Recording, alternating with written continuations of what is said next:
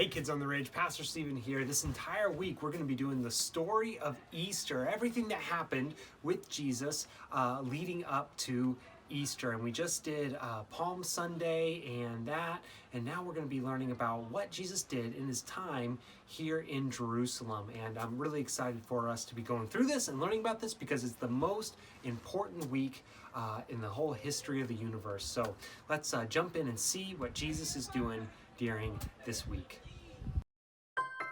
The story of Easter, the Last Supper. This is Jesus, Hey-o! who is the Son of God and the Savior of the world. While Jesus was on earth, he taught everyone about God's love and healed people from their sickness. He did many miracles like calming storms and even raised people from the dead. Wahoo!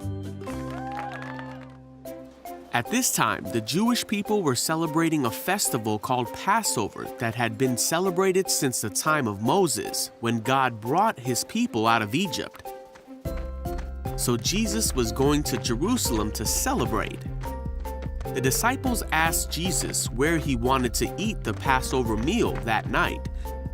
Jesus said, "As you go into the city, a man carrying a pitcher of water will meet you. Hello. Follow him. At the house he enters, say to the owner, Hi. the teacher asks, 'Where is the guest room where I can eat the Passover meal with my disciples?' He will take you upstairs to a large room that is already set up. That is where you should prepare our meal."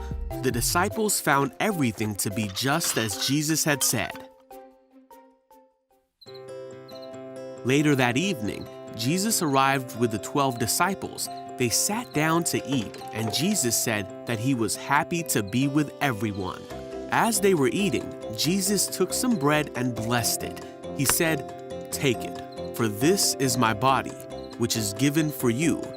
Jesus told them to do this to help remember him. Then he took a cup of wine and gave thanks to God for it.